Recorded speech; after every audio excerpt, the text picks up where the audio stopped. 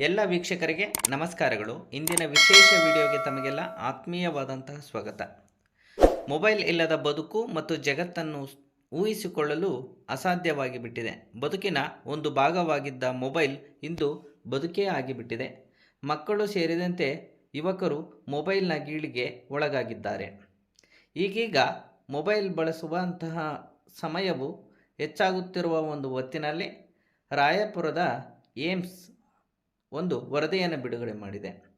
ಆ ವರದಿಯಲ್ಲಿ ಇತ್ತೀಚೆಗೆ ಬಾಲ್ಯವನ್ನು ಕಸಿಯುತ್ತಿದೆ ಸ್ಕ್ರೀನ್ ಟೈಮ್ ಎನ್ನುವಂತಹ ಒಂದು ಆಘಾತಕಾರಿಯಾದಂತಹ ವರದಿಯನ್ನು ಬಿಡುಗಡೆ ಮಾಡಿದೆ.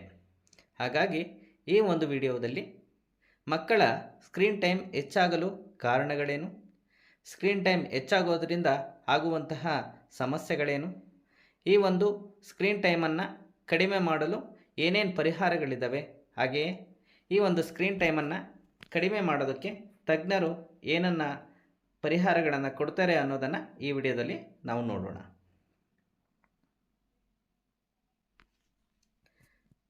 ಅಯ್ಯೋ, ಏನು ಮಾಡೋದು, ಮೊಬೈಲ್ ಫೋನ್ ಕೊಡೋದಿದ್ದರೆ ಮಗು ಊಟವೇ ಮಾಡುವುದಿಲ್ಲ. ಅದು ಊಟ ಮಾಡಿದರೆ ಸಾಕೆಂದು ಮೊಬೈಲ್ ಫೋನ್ನಲ್ಲೇ ಕಾರ್ಟೂನ್ ಹಾಕಿ ಕೊಡುತ್ತೇನೆ. ಮಲಗಿಸಲು ಎಷ್ಟು ಯತ್ನಿಸಿದರೂ ನಿದ್ದೆ ಮಾಡುವುದೇ ಇಲ್ಲ. ಮೊಬೈಲ್ ಫೋನ್ನಲ್ಲೇ ರೈಮ್ಸ್ ಅಥವಾ ಪದ್ಯ ಹಾಕಿಕೊಟ್ರೆ ಕಾಲು ಗಂಟೆಯಲ್ಲೇ ನಿದ್ದೆಗೆ ಜಾರುತ್ತಾನೆ. ಏನು ಮಾಡಿದರೂ ಮಗು ಅಳು ನಿಲ್ಲಿಸೋದಿಲ್ಲ. ಮೊಬೈಲ್ ಫೋನಲ್ಲಿ ವಿಡಿಯೋ ಹಾಕ್ಕೊಟ್ರೆ ಅಳು ನಿಲ್ಲಿಸ್ತಾನೆ. ಒಂದಿಷ್ಟು ಹೊತ್ತು ಸುಮ್ಮನಿರುತ್ತದೆ. ಇಡೀ ದಿನ ಎತ್ತಿಕೊಂಡು ಓಡಾಡಲು ಸಾಧ್ಯವೇ? ಮನೆಗೆಲಸ ಮಾಡುವರಾರು? ಅದಕ್ಕೆ ನನ್ನ ಕೆಲಸವೆಲ್ಲ ಮುಗಿಯುವವರೆಗೂ ಮಗುವಿಗೆ ಮೊಬೈಲ್ ಫೋನ್ ಕೊಟ್ಟು ಕೂರಿಸುತ್ತೇನೆ. ಹೀಗೆ ತಾಯಂದಿರ ಅಥವಾ ಪಾಲಕರ ಸಮರ್ಥನೆ ಕೇಳೇ ಇರುತ್ತೀರಿ. ಮೇಲಿನ ಸಾಲುಗಳು ಓದುವಾಗಲೇ ಎಷ್ಟೋ ಜನರು ಇದು ನಮ್ಮ ಮನೆಯ ಕಥೆಯೇ ಎಂದು ಭಾವಿಸಿರುತ್ತಾರೆ. ಮತ್ತೊಂದೆಡೆ ಮಗುವನ್ನು ಶಾಲೆಗೆ ಸೇರಿಸಿದ ಬಳಿಕ ಆನ್ಲೈನ್ ಟೆಸ್ಟ್, ಅಸೈನ್ಮೆಂಟ್, ಹೋಮ್ವರ್ಕ್ ಹೀಗೆ ಶಾಲೆಯವರೇ ನೀಡುವ ದಂಡಿ ಕೆಲಸಗಳಿಗೆ ಡಿಜಿಟಲ್ ಸಾಧನಗಳು ಬೇಕೇ ಬೇಕು. ಆಗ ಪಾಲಕರು ಮಕ್ಕಳು ಗಂಟೆಗಟ್ಟಲೆ ಮೊಬೈಲ್ ಫೋನು, ಲ್ಯಾಪ್ಟಾಪ್ ಅಥವಾ ಕಂಪ್ಯೂಟರ್ ಪರದೆಯ ಮುಂದೆ ಕಳೆಯುವುದು ಅನಿವಾರ್ಯವಾಗಿಬಿಟ್ಟಿದೆ. ಹೀಗೆ ಕಾರಣಗಳು ಏನೇ ಇರಲಿ, ಮಕ್ಕಳ ಸ್ಕ್ರೀನ್ ಟೈಮ್ ಅವಧಿ ಗಣನೀಯವಾಗಿ ಹೆಚ್ಚುತ್ತಾ ಇದೆ. ಈ ಮೇಲಿನ ಎಲ್ಲ ಕಾರಣಗಳಿಂದ ಮಕ್ಕಳ ಒಂದು ಸ್ಕ್ರೀನ್ ಟೈಮು ಗಣನೀಯವಾಗಿ ಹೆಚ್ಚುತ್ತಾ ಇದೆ. ಹಲವು ಆಯಾಮದ ಸಮಸ್ಯೆಗಳನ್ನು ತಂದೊಡ್ಡಿದೆ. ಈ ಸ್ಕ್ರೀನ್ ಟೈಮ್ ಹೆಚ್ಚಾಗೋದ್ರಿಂದ ಹಲವಾರು ಸಮಸ್ಯೆಗಳನ್ನು ಸಹ ತಂದೊಡ್ಡಿದೆ. ಭಾರತದಲ್ಲಿ 5 ವರ್ಷದೊಳಗಿನ ಮಕ್ಕಳ ಪ್ರತಿನಿತ್ಯ ಸ್ಕ್ರೀನ್ ಟೈಮ್ ಸರಾಸರಿ 2.2 ಗಂಟೆ ಎಂದು ರಾಯಪುರ ಏಮ್ಸ್ನ ಇತ್ತೀಚಿನ ಅಧ್ಯಯನ ವರದಿ ತಿಳಿಸಿದೆ. ನೋಡಿ, ಸರಾಸರಿ 5 ವರ್ಷದ ಒಳಗಿನ ಭಾರತದ ಒಂದು ಮಗುವಿನ ಮೊಬೈಲ್ನ ಸ್ಕ್ರೀನ್ ಟೈಮ್ ಅವಧಿ ಸರಾಸರಿ 2.2 ಗಂಟೆಯಂತೆ. ಇದು ತಜ್ಞರ ಆಯಾ ವಯಸ್ಸಿನ ಮಕ್ಕಳಿಗೆ ನಿಗದಿಪಡಿಸಿರುವಂತಹ ಸ್ಕ್ರೀನ್ ಟೈಮ್ಗಿಂತ ದುಪ್ಪಟ್ಟು. ಅಂದರೆ ಈಗಾಗಲೇ ತಜ್ಞರು ಆಯಾ ಮಕ್ಕಳಿಗೆ ಸ್ಕ್ರೀನ್ ಟೈಮ್ ಎಷ್ಟಿರಬೇಕು ಎನ್ನುವಂತಹ ಒಂದು ವರದಿಯನ್ನು ಬಿಡುಗಡೆ ಮಾಡಿದೆ. ಆದರೆ ಅದಕ್ಕಿಂತ ದುಪ್ಪಟ್ಟು ಅಂದರೆ 2 ಪಟ್ಟು ಹೆಚ್ಚಿದೆ. 2 ವರ್ಷದವರೆಗಿನ ಮಕ್ಕಳು ಕೂಡ ದಿನಕ್ಕೆ ಸರಾಸರಿ 1.2 ಗಂಟೆ ಮೊಬೈಲ್ ಫೋನ್ನಲ್ಲಿ ಕಳೆಯುತ್ತಿದ್ದಾರಂತೆ. ಉಳಿದ ದೇಶಗಳಲ್ಲೂ ಪರಿಸ್ಥಿತಿ ಭಿನ್ನವಾಗಿಲ್ಲ. ನೋಡಿ, ಸಾಮಾನ್ಯವಾಗಿ 2 ವರ್ಷಕ್ಕಿಂತ ಒಳಗಿರುವಂತಹ ಮಕ್ಕಳಿಗೆ ಮೊಬೈಲ್ ಬಳಸೋದೇ ಗೊತ್ತಿರೋದಿಲ್ಲ. ಆದರೆ ಸರಾಸರಿ ಭಾರತದಲ್ಲಿ 1.2 ಗಂಟೆ ಬಳಸ್ತಾರಂತೆ. ಅದರಲ್ಲೂ ಈ ಒಂದು ಉಳಿದ ದೇಶಗಳಲ್ಲೂ ಸಹ ಈ ಪರಿಸ್ಥಿತಿ ಭಿನ್ನವಾಗಿಲ್ಲ. ಮೊಬೈಲ್ ಮಾಯೆ ಜಗದಗಲ ವಿಸ್ತರಿಸಿದೆ. ಜಾಗತಿಕವಾಗಿ ಅವಲೋಕಿಸಿದರೆ 12 ವರ್ಷದೊಳಗಿನ ಮಕ್ಕಳ ಪೈಕಿ 42% ಚಿಣ್ಣರು ದಿನಕ್ಕೆ ಸರಾಸರಿ 2ರಿಂದ 4 ಗಂಟೆ ಎಲೆಕ್ಟ್ರಾನಿಕ್ ಸಾಧನಗಳ ಮುಂದೆ ಇರುತ್ತಾರೆ. ನೋಡಿ, 12 ವರ್ಷದ ಒಳಗಿನ ಮಕ್ಕಳು ಇರ್ತಾರಲ್ಲ, ಅದರಲ್ಲಿ 42% ಮಕ್ಕಳು ಮೊಬೈಲ್ ಗ್ಯಾಜೆಟ್ಗಳು ಏನು ಇರ್ತಾವಲ್ಲ ಅದರ ಮುಂದೆನೇ ಇರ್ತಾರಂತೆ. ಹಾಗೆಯೇ 5 ವರ್ಷದಿಂದಲೇ ಎಲೆಕ್ಟ್ರಾನಿಕ್ ಸಾಧನಗಳಲ್ಲಿ ಹೆಚ್ಚು ಹೊತ್ತು ಕಳೆಯುವ ಮಕ್ಕಳು ತಾರುಣ್ಯ ವ್ಯವಸ್ಥೆಯಲ್ಲಿ ಮಾನಸಿಕ ಸಮಸ್ಯೆಗಳಿಗೆ ಗುರಿಯಾಗುತ್ತಿದ್ದಾರೆ. ನೋಡಿ, ಏನು 12 ವರ್ಷದ ಒಳಗಿನ ಒಂದು ಮಕ್ಕಳು ಮೊಬೈಲು ಮತ್ತು ಟ್ಯಾಬ್ಲೆಟ್ಗಳು, ಲ್ಯಾಪ್ಟಾಪ್ಗಳ ಮುಂದೆ ಇದ್ದರೆ ಮುಂದೆ ಯುವಕರಾದಂತೆಲ್ಲ ಮಾನಸಿಕ ಸಮಸ್ಯೆಗಳಿಗೆ ಒಳಗಾಗ್ತಾರೆ ಎನ್ನುವಂಥ ಒಂದು ಮಾಹಿತಿಯನ್ನು ನೀಡ್ತಾರೆ. ಅಂದರೆ ಮಕ್ಕಳಿಗೆ ಎಷ್ಟು ಬೇಗ ಸ್ಮಾರ್ಟ್ ಫೋನ್ ನೀಡ್ತೀವೋ ಅಷ್ಟೇ ಬೇಗ ಅವರಲ್ಲಿ ಮಾನಸಿಕ ಸಮಸ್ಯೆಗಳು ಕಾಣಿಸ್ಕೊಳ್ತವೆ. ತಮ್ಮ ಕೆಲಸಕ್ಕೆ ಅಡ್ಡಿಯಾಗಬಾರದೆಂದು ಪಾಲಕರೇನೋ ಮಕ್ಕಳಿಗೆ ಪ್ರತ್ಯೇಕ ಸ್ಮಾರ್ಟ್ ಫೋನ್ಗಳನ್ನು, ಟ್ಯಾಬ್ಲೆಟನ್ನು ಕೊಡಿಸುವಂತಹ ಪ್ರಮಾಣ ಕೂಡ ಹೆಚ್ಚಾಗ್ತಿದೆ. ಅಂದರೆ ನಮ್ಮ ಸಮಸ್ಯೆಗಳಿಗೆ, ನಮ್ಮ ಕೆಲಸಗಳಿಗೆ ಅವರು ಅಡ್ಡಿಪಡಿಸಬಾರ್ದು, ಡಿಸ್ಟರ್ಬ್ ಮಾಡಬಾರ್ದು ಅನ್ನೋ ಒಂದೇ ಒಂದು ಕಾರಣಕ್ಕಾಗಿ ಮಕ್ಕಳಿಗೆ ಏನು ಮಾಡ್ತಾ ಇದ್ದಾರೆ, ಪೋಷಕರು ಈಗ ಸಪ್ರೇಟಾಗಿರುವಂತಹ ಒಂದು ಫೋನನ್ನು ಅಥವಾ ಲ್ಯಾಪ್ಟಾಪನ್ನು ಕೊಡಿಸೋದ್ರಿಂದ ಅವರು ಪ್ರತ್ಯೇಕವಾಗಿ ಬಳಸ್ತಾ ಹೋಗ್ತಾರೆ. ಹೀಗಾಗಿ ಚಿಣ್ಣರು ಏನಾಗುತ್ತೆ ಅಂದರೆ ಯಾವುದೇ ನಿಯಂತ್ರಣವಿಲ್ಲದೆ ನೋಡಬಾರದನ್ನೆಲ್ಲ ನೋಡಿ ದಿಗ್ಭ್ರಮೆಗೆ ಒಳಗಾಗ್ತಾರೆ. ಕೆಲ ಮಕ್ಕಳಂತೂ ಸದಾ ಯೂಟ್ಯೂಬ್ ಅಥವಾ ರೀಲ್ಸ್ಗಳಲ್ಲೇ ಮುಳುಗಿರ್ತಾರೆ.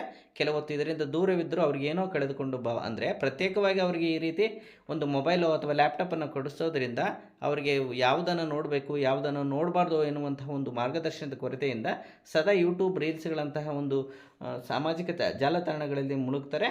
ಜೊತೆಗೆ ಆ ಒಂದು ಮೊಬೈಲ್ನಿಂದ ಅಥವಾ ಲ್ಯಾಪ್ಟಾಪಿಂದ ಸ್ವಲ್ಪ ದೂರ ಇದ್ದರೂ ಕೂಡ ಅವರು ಏನು ಕಳೆದುಕೊಂಡಂತಹ ಒಂದು ಭಾವಕ್ಕೆ ಒಳಗಾಗ್ತಾರೆ. ಹಾಗಾಗಿ ಇದು ಏನು ಅವರ ಮೊಬೈಲ್ನ ಗೀಳಿಗೆ ಅಥವಾ ಮೊಬೈಲ್ ಅಡಿಕ್ಟ್ಗೆ ಒಳಗಾಗುವಂಥದ್ದು ಮತ್ತು ಅವರ ಒಂದು ಸ್ಕ್ರೀನ್ ಟೈಮ್ ಹೆಚ್ಚಾಗೋಕ್ಕೆ ಈ ಎಲ್ಲ ಕಾರಣಗಳು ಆಗ್ತವೆ. ಹಾಗೆಯೇ ಈ ತಜ್ಞರು ಮಕ್ಕಳಿಗೆ ಎಷ್ಟು ಸ್ಕ್ರೀನ್ ಟೈಮ್ ಸೂಕ್ತ ಅನ್ನೋದನ್ನು ಈಗಾಗಲೇ ರೆಡಿ ಮಾಡಿದ್ದಾರೆ, ಅದು ನೋಡೋಣ. 2 ವರ್ಷ ಮಕ್ಕಳಿಗೆ ಸ್ಕ್ರೀನ್ ಟೈಮ್ ಅಂದರೆ ಮೊಬೈಲನ್ನು ಸಂಪರ್ಕಕ್ಕೆ ತರೋದೇ ಬೇಡ ಅಂತ ಹೇಳ್ತಾರೆ. ಹಾಗೆಯೇ 3 ರಿಂದ 7 ವರ್ಷ ಮಕ್ಕಳಿಗೆ 30 ನಿಮಿಷದಿಂದ 1 ಗಂಟೆ, ಅರ್ಧ ಗಂಟೆಯಿಂದ 1 ಗಂಟೆ ಮಾತ್ರ ನೋಡಬಹುದು.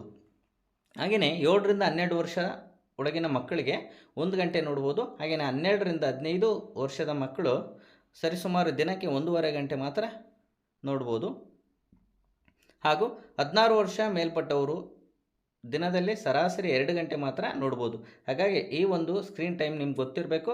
ಇದನ್ನ ಮಿತಿ ದಾಟಬಾರ್ದು. ಇದನ್ನ ಮಿತಿ ದಾಟಿದರೆ ಏನೇನು ಸಮಸ್ಯೆಗಳಾಗ್ತವೆ ಅನ್ನೋದನ್ನು ನೋಡೋಣ. ಹಾಗಾದರೆ ಏನು ಸಮಸ್ಯೆಗಳಾಗ್ತವೆ? ಸಂಘಜೀವಿಯಾಗದೆ ಒಂಟಿಯಾಗಿರ್ತಾರೆ. ಅಂದರೆ ಸ್ಕ್ರೀನ್ ಟೈಮ್ ಹೆಚ್ಚಾಗೋದ್ರಿಂದ ಮಕ್ಕಳು ಸದಾ ಒಂಟಿಯಾಗಿರ್ತಾರೆ. ಸ್ಮಾರ್ಟ್ಫೋನು, ವಿಡಿಯೋ, ರೀಲ್ಸ್ಗಳಲ್ಲಿ ಮುಳುಗೋದ್ರಿಂದ ಒಂದು ಕಲ್ಪಿತ ಲೋಕವನ್ನೇ ಹೆಚ್ಚು ಇಷ್ಟಪಡ್ತಾರೆ ಮತ್ತು ಅಲ್ಲಿನ ಪಾತ್ರಗಳಿಂದ ಪ್ರಭಾವಿತರಾಗ್ತಾರೆ. ತಮ್ಮ ವರ್ತನೆಗಳನ್ನು ಬದಲಿಸಿಕೊಳ್ತಾರೆ. ಮನೆಗೆ ಬಂದ ಬಳಗ, ಪರಿಚಯಸ್ಥರನ್ನು ಯಾರೇ ಬರಲಿ ಮಕ್ಕಳು ಮನಬೆಚ್ಚಿ ಮಾತಾಡೋದಿಲ್ಲ. ಕೇವಲ ಆ ಬಾಯಿಗೆ ಮಾತ್ರ ಅವರ ಬಾಂಧವ್ಯಗಳು ಸೀಮಿತ ಆಗ್ತವೆ. ಇದರಿಂದ ಏನಾಗುತ್ತೆ ಅಂದರೆ ಸಾಮಾಜಿಕ ನಡವಳಿಕೆ ಕಲಿಯದೆ ಮಗು ಒಂಟಿಯಾಗಿರಲು ಬಯಸ್ತದೆ. ಇದುವೇ ಮುಂದೆ ಆತಂಕ, ಖಿನ್ನತೆ, ಬೇಸರದಂಥ ಮಾನಸಿಕ ಸಮಸ್ಯೆಗಳಿಗೆ ಕಾರಣ ಆಗುತ್ತೆ. ನೋಡಿ, ಸಂಘಜೀವಿಯಾಗದೆ ಮಗು ಬೆಳೆದ್ರೆ ಮುಂದೆ ಆತಂಕ ಮತ್ತು ಖಿನ್ನತೆ, ಬೇಸರದಂತಹ ಮಾನಸಿಕ ಸಮಸ್ಯೆಗಳ ಒಳಗಾಗ್ತಾನಂತೆ. ಜೊತೆಗೆ ಇನ್ನೊಂದು ಸಮಸ್ಯೆ ಏನಾಗುತ್ತೆ ಅನ್ನೋದಾದರೆ ಕಲಿಕೆಯಲ್ಲಿ ಹಿಂದೆ. ಊಟ ಮಾಡುವಾಗ, ಮಲಗುವಾಗ ಸ್ಮಾರ್ಟ್ಫೋನ್ ಬಳಸುವುದರಿಂದ ಅಭ್ಯಾಸ ಮಾಡಿಕೊಂಡಿರುವುದರಿಂದ ಬೆಳಗ್ಗೆ ಎದ್ದಾಗ ತಾಜೆತನ ಇರುವುದಿಲ್ಲ. ಶಾಲೆಗೆ ಹೋದರೂ ಕಲಿಕೆಯಲ್ಲಿ ನಿರಾಸಕ್ತಿ. ಯಾವಾಗ ತರಗತಿ ಮುಗಿಯುತ್ತದೆ ಎಂದು ಕಾಯುತ್ತಲೇ ಕೂರುವ ಮಗು ಕ್ರಮೇಣ ಕಲಿಕೆಯತ್ತ ನಿರಾಸಕ್ತಿ ಬೆಳೆಸಿಕೊಳ್ಳುತ್ತಾನೆ. ಗ್ರಹಿಕೆ ಸಾಮರ್ಥ್ಯವೂ ಕೂಡ ಕಡಿಮೆಯಾಗುತ್ತೆ. ನೋಡಿ, ಕಲಿಕೆಯಲ್ಲಿ ಕೂಡ ಹಿಂದೆ ಬೀಳೋ ಸಾಧ್ಯತೆ ಇದೆ. ಜೊತೆಗೆ ನಿದ್ರಾ ಸಮಸ್ಯೆ ಬರುತ್ತೆ.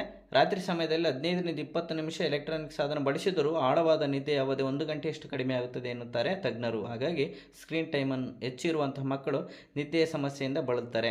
ಹಾಗೆಯೇ ಆರೋಗ್ಯ ಸಮಸ್ಯೆ ಉಂಟಾಗುತ್ತೆ. ಏನು ಆರೋಗ್ಯ ಸಮಸ್ಯೆ ಉಂಟಾಗುತ್ತೆ ಅನ್ನೋದಾದರೆ ಕಣ್ಣಿನ ಸಂಬಂಧಿ ಸಮಸ್ಯೆಗಳಂತೂ ತೀವ್ರವಾಗಿದ್ದು ಕಣ್ಣುರಿ, ಡ್ರೈನೇಜ್ ಕಣ್ಣುಗಳು ಮತ್ತು ತಲೆನೋವು, ಆಯಾಸ, ಬಳಲುವಿಕೆಯಂತಹ ಸಮಸ್ಯೆಗಳು ಕಾಣಿಸಿಕೊಳ್ತವೆ. ಜೊತೆಗೆ ಇತ್ತೀಚೆಗೆ ಅತಿ ಹೆಚ್ಚು ಸ್ಥೂಲಕಾಯ ಮಕ್ಕಳಲ್ಲಿ ಕಾಣಿಸ್ತಾ ಇದೆ. ಇದಕ್ಕೆಲ್ಲ ಕಾರಣ ಅವರ ಸ್ಕ್ರೀನ್ ಟೈಮ್ ಹೆಚ್ಚಾಗಿರ್ತಕ್ಕಂಥದ್ದು. ಹಾಗಾದರೆ ಈ ಒಂದು ಸ್ಕ್ರೀನ್ ಟೈಮ್ ಹೆಚ್ಚಾಗಿರೋದಕ್ಕೆ ಪರಿಹಾರಗಳನ್ನು ನೋಡೋದಾದರೆ ಟೆಕ್ ಫ್ರೀ ಝೋನ್. ಈಗಿನ ದಿನಗಳಲ್ಲಿ ಮಕ್ಕಳು ಎಲ್ಲಿ ಕುಳಿತರೂ ಸಹ ದೊಡ್ಡವರು ಕೂಡ ಹೊರತಲ್ಲ, ಅಂದರೆ ಮಕ್ಕಳ ಜೊತೆಗೆ ದೊಡ್ಡವರು ಕೂಡ ಹಾಗೆ ಮಾಡೋದ್ರಿಂದ ಅವರು ಕೂಡ ಕಲಿತಾರೆ. ಸ್ಮಾರ್ಟ್ಫೋನ್ ಉಪಯೋಗಿಸ್ತಾರೆ. ಇದಕ್ಕೆ ಮನೆಯಲ್ಲಿ ಟೆಕ್ ಫ್ರೀ ಝೋನ್ ಅಥವಾ ನೋ ಸ್ಮಾರ್ಟ್ಫೋನ್ ಝೋನ್ ನಿರ್ಮಿಸುವಂತಹ ಹೊಸ ಟ್ರೆಂಡ್ ಕೂಡ ಆರಂಭಗೊಂಡಿದೆ. ಅಂದರೆ ಆ ಫೋನನ್ನು ಬಳಸದೇ ಇರೋ ಪ್ರದೇಶವನ್ನಾಗಿ ಮಾಡುವಂತಹ ಒಂದು ಪ್ರಯತ್ನ ನಡೀತಾ ಇದೆ. ಎಲ್ಲೆಲ್ಲಿ ಅನ್ನೋದಾದರೆ ಮಲಗು ಕೋಣೆಯಲ್ಲಿ ಮೊಬೈಲ್ ಬಳಸಬಾರ್ದು, ಡೈನಿಂಗ್ ಟೇಬಲ್ ಜೊತೆಯಲ್ಲಿ, ಡೈನಿಂಗ್ ಅಂದರೆ ಊಟಕ್ಕೆ ಕುಳಿತಾಗ ಮೊಬೈಲ್ ಬಳಸಬಾರ್ದು. ಹೀಗೆ ಹಲವು ಸ್ಥಳಗಳಲ್ಲಿ ಟೆಕ್ ಫ್ರೀ ಝೋನನ್ನು ಆರಂಭ ಮಾಡಬೇಕು. ನೀವು ಕೂಡ ಈ ಒಂದು ಕ್ರಮವನ್ನು ಅನುಸರಿಸಬಹುದು. ಹಾಗೆಯೇ ಮನವರಿಕೆ ಮಾಡಬೇಕು. ಡಿಜಿಟಲ್ ಪರದೆಯನ್ನು ಹೆಚ್ಚು ಹೊತ್ತು ನೋಡುವುದರಿಂದ ಆಗುವಂತಹ ದೈಹಿಕ ಮತ್ತು ಮಾನಸಿಕ ಒಂದು ಸಮಸ್ಯೆಗಳ ಬಗ್ಗೆ ಅವ್ರಿಗೆ ಹೇಳಬೇಕು. ಜೊತೆಗೆ ಇದನ್ನ ನಿಯಂತ್ರಣ ಮಾಡೋಕ್ಕೆ ಮೊಬೈಲ್ ನೀಡಿದಾಗ ಟೈಮರ್ ಸೆಟ್ ಮಾಡಿಕೊಡ್ಬೇಕು. ಸ್ಕ್ರೀನ್ ಅವಧಿಯನ್ನು ಹೀಗೆ ಟೈಮರ್ ಸೆಟ್ ಮಾಡಿಕೊಡೋದ್ರಿಂದ ಸ್ಕ್ರೀನ್ ಅವಧಿಯನ್ನು ಸೀಮಿತಗೊಳಿಸ್ಬೋದು. ಹಾಗೆಯೇ ಇತರೆ ಚಟುವಟಿಕೆಗಳನ್ನು ನಾವು ಮಕ್ಕಳಿಗೆ ಹೇಳೋದರಿಂದ, ಉದಾಹರಣೆ ಸೃಜನಾತ್ಮಕ ಜ್ಞಾನ ಸಂಬಂಧಿತ ಚಟುವಟಿಕೆಗಳಿಗೆ ಸಮಯ ನಿಗದಿ ಮಾಡಿ ಮಕ್ಕಳು ಅದರಲ್ಲಿ ಆಸಕ್ತಿಯಿಂದ ತೊಡಗಿಕೊಳ್ಳುವಂತೆ ಮಾಡಿದರೆ ಕ್ರಮೇಣ ಡಿಜಿಟಲ್ ಸಾಧನಗಳಲ್ಲಿ ಕಳೆಯುವಂಥ ಸಮಯ ಕಡಿಮೆ ಆಗುತ್ತೆ. ಸೃಜನಾತ್ಮಕ ಚಟುವಟಿಕೆಗಳಿಂದ ಬಾಲ್ಯದ ಲವಲವಿಕೆ ಕೂಡ ಹೆಚ್ಚಾಗುತ್ತೆ. ಇನ್ನು ಶಾಲೆಗಳ ಪಾತ್ರ ಇದೆ ಸ್ಕ್ರೀನ್ ಟೈಮನ್ನು ಕಡಿಮೆ ಮಾಡುವ ಸಂದರ್ಭದಲ್ಲಿ. ಇತ್ತೀಚೆಗೆ ಏನಾಯಿತು, ಕೋವಿಡ್ ಟೈಮಲ್ಲಿ ಆನ್ಲೈನ್ ಎಜುಕೇಷನ್ ಬಂದುಬಿಟ್ಟು ಮಕ್ಕಳು ಒಂದು ಡಿಜಿಟಲ್ ಸಾಧನಗಳಿಗೆ, ಮೊಬೈಲ್ಗೆ ಅಡಿಕ್ಟ್ ಆಗೋಕ್ಕೆ ಕಾರಣ ಆಯಿತು. ಹಾಗಾಗಿ ನಮ್ಮ ಶಿಕ್ಷಕರು ಏನು ಮಾಡಬೇಕು ಅಂದರೆ ಹೆಚ್ಚೆಚ್ಚು ಆಫ್ಲೈನ್ ಆಧಾರಿತ ಒಂದು ಕಾರ್ಯಚಟುವಟಿಕೆಗಳನ್ನು ನೀಡೋದರಿಂದ ಸಹ ನಾವು ಮೊಬೈಲ್ ಸ್ಕ್ರೀನ್ ಟೈಮನ್ನು ಕಡಿಮೆ ಮಾಡ್ಬೋದು. ಇನ್ನು ಮನಸ್ಸು ಬಿಚ್ಚಿ ಮಾತಾಡಬೇಕು. ಮನೆಗೆ ಬಂದಂತಹ ಅಪ್ಪ ಅಮ್ಮ ಎಷ್ಟೇ ಕೆಲಸ ಇದ್ದರೂ ಸಹ ಮಕ್ಕಳ ಜೊತೆ ಮನಬಿಚ್ಚಿ ಮಾತನಾಡಬೇಕು. ತರಗತಿಯಲ್ಲಿ ಏನು ಕಲಿತೆ, ಏನೇನು ಶಿಕ್ಷಕರು ಹೇಳಿದರು, ನಿನಗೇನು ಇವತ್ತಿನ ಒಂದು ತರಗತಿಯಲ್ಲಿ ಇಷ್ಟ ಆಯಿತು, ಹೀಗೆ ಅವರ ಜೊತೆಯಲ್ಲಿ ಮನಬಿಚ್ಚಿ ಮಾತಾಡೋದ್ರಿಂದ ಅವರು ಮೊಬೈಲ್ನ ಒಂದು ಗೀಳಿಗೆ ಒಳಗಾಗೋದನ್ನು ತಪ್ಪಿಸಬಹುದು. ಇನ್ನು ಡಿಜಿಟಲ್ ಉಪವಾಸ ನೋಡಿ, ನಾವು ದೇಹದ ಆರೋಗ್ಯಕ್ಕೆ ಉಪವಾಸ ಮಾಡ್ತೀವಿ, ಹಾಗೆ ನಮ್ಮ ಮಾನಸಿಕ ಆರೋಗ್ಯಕ್ಕೆ ಮೊಬೈಲ್ನ ಗೀಳಿನಿಂದ ಹೊರ ಬರೋದಕ್ಕಾಗಿ ಡಿಜಿಟಲ್ ಉಪವಾಸ ಕೂಡ ಈಗ ಆರಂಭಗೊಂಡಿದೆ. ಅಂದರೆ ವಾರಕ್ಕೆ ಅಥವಾ 15 ದಿನಕ್ಕೊಮ್ಮೆ ಏನು ಡಿಜಿಟಲ್ ಸಾಧನಗಳನ್ನು ಬಳಸೋದನ್ನು ಸಂಪೂರ್ಣವಾಗಿ ನಿಯಂತ್ರಣ ಮಾಡುವಂತಹ ಪ್ರಯತ್ನ ಮಾಡಬೇಕು. ಇದು ಸಹ ಮೊಬೈಲ್ನ ಸ್ಕ್ರೀನ್ ಟೈಮ್ ಅವಧಿಯನ್ನು ಕಡಿಮೆ ಮಾಡುವಂತಹ ಒಂದು ಪರಿಹಾರ ಮಾರ್ಗವಾಗಿದೆ. ಇನ್ನು ಈ ಸ್ಕ್ರೀನ್ ಟೈಮನ್ನು, ಮೊಬೈಲ್ ಗೀಳನ್ನು ಕಡಿಮೆ ಮಾಡೋಕ್ಕೆ ತಜ್ಞರು ಏನು ಅಭಿಪ್ರಾಯವನ್ನು ಹೇಳ್ತಾರೆ ಅನ್ನೋದನ್ನು ನೋಡೋದಾದರೆ, ಡಾಕ್ಟರ್ CR ಚಂದ್ರಶೇಖರ್ ಅವರು ಖ್ಯಾತ ಮನಃಶಾಸ್ತ್ರಜ್ಞರು ಹಾಗೂ ಬರಹಗಾರರಿದ್ದಾರೆ. ಇವರು ಏನು ಅಭಿಪ್ರಾಯ ಕೊಡ್ತಾರೆ ಅನ್ನೋದಾದರೆ, ಮಕ್ಕಳಿಗೆ ಸ್ಮಾರ್ಟ್ಫೋನನ್ನು ನೀಡಿ ಕೂರಿಸಿದರೆ ಅವರು ಅದರಲ್ಲೇ ಮಗ್ನರಾಗುತ್ತಾರೆ. ಮಕ್ಕಳಿಗೆ ಅವರ ಬಾಲ್ಯವನ್ನು ಅನುಭವಿಸಲು ಬಿಡಬೇಕು. ಮಕ್ಕಳು ಚೆನ್ನಾಗಿ ಆಟವಾಡಲಿ, ಹೊಸ ಹೊಸ ಸೃಜನಾತ್ಮಕ ಚಟುವಟಿಕೆಗಳಲ್ಲಿ ತೊಡಗಲು ಪಾಲಕರು ಮತ್ತು ಶಿಕ್ಷಕರು ಪ್ರೇರೇಪಿಸಬೇಕು. ನಿಸರ್ಗವನ್ನು, ಪ್ರಾಣಿ ಪಕ್ಷಿಗಳನ್ನು ವಾಸ್ತವದಲ್ಲಿ ತೋರಿಸಿ, ಮೊಬೈಲ್ ಫೋನ್ನಲ್ಲಿ ಅಲ್ಲ, ಕಾಲ್ಪನಿಕ ಪ್ರಪಂಚದಿಂದ ಹೊರತಂದು ಪ್ರಕೃತಿಯೊಡನೆ ಮಕ್ಕಳು ಬೆರೆತರೆ ಸಹ ವಿಕಾಸ. ಡಿಜಿಟಲ್ ಸಾಧನಗಳಲ್ಲಿ ಮುಳುಗಿದರೆ ಹಿಂಸೆ, ದ್ವೇಷ, ಅಸೂಯೆಯಂಥ ಅವಗುಣಗಳಿಂದ ಮಕ್ಕಳ ಮಾನಸಿಕ ಆರೋಗ್ಯದ ಮೇಲೆ ವ್ಯತಿರಿಕ್ತ ಪರಿಣಾಮವಾಗುತ್ತದೆ. ಈ ಸಮಸ್ಯೆ ತೀವ್ರವಾಗಿದೆ ಎಂಬುದೇನು ನಿಜ, ಆದರೆ ಬದಲಾವಣೆ ಮನೆಗಳಿಂದಲೇ ಆರಂಭವಾಗಬೇಕು. ಮೊದಲು ಪಾಲಕರು ಕೂಡ ಸ್ಕ್ರೀನ್ ಅವಧಿಯನ್ನು ತಗ್ಗಿಸಿ ಮಕ್ಕಳೊಡನೆ ಬೆರೆಯಲಿ, ಆಟ ಪಾಠಗಳನ್ನು ಕಲಿಸಲಿ. ಅಂದರೆ ನಾವು ಕೂಡ ಮಕ್ಕಳ ಸ್ಕ್ರೀನ್ ಟೈಮನ್ನು ಕಡಿಮೆ ಮಾಡಬೇಕಾದ್ರೆ ಮೊದಲು ನಮ್ಮ ಮೊಬೈಲ್ ಸ್ಕ್ರೀನ್ ಟೈಮನ್ನು ಕಡಿಮೆ ಮಾಡಿಬಿಟ್ಟು ಅವರೊಂದಿಗೆ ಪ್ರೀತಿ ವಾತ್ಸಲ್ಯದಿಂದ ಬೆರೆತಾಗ ಇದು ಆಟೋಮೆಟಿಕ್ಲಿ ಕಡಿಮೆ ಆಗುತ್ತೆ. ಇದು ಇವತ್ತಿನ ಒಂದು ವಿಶೇಷ ವಿಡಿಯೋ ಆಗಿತ್ತು. ದಯವಿಟ್ಟು ಈ ಒಂದು ವಿಡಿಯೋವನ್ನು ಎಲ್ಲ ಒಂದು ಪೋಷಕರೊಂದಿಗೆ, ಶಿಕ್ಷಕರೊಂದಿಗೆ, ಎಲ್ಲ ಸ್ನೇಹಿತರೊಂದಿಗೆ ಶೇರ್ ಮಾಡಿ. ನಮ್ಮ ವಿಡಿಯೋವನ್ನು ಸಬ್ಸ್ಕ್ರೈಬ್ ಮಾಡಿ. ಮತ್ತೆ ಮತ್ತೊಂದು ವಿಡಿಯೋದೊಂದಿಗೆ ಸಿಗೋಣ. ನಮಸ್ಕಾರಗಳು.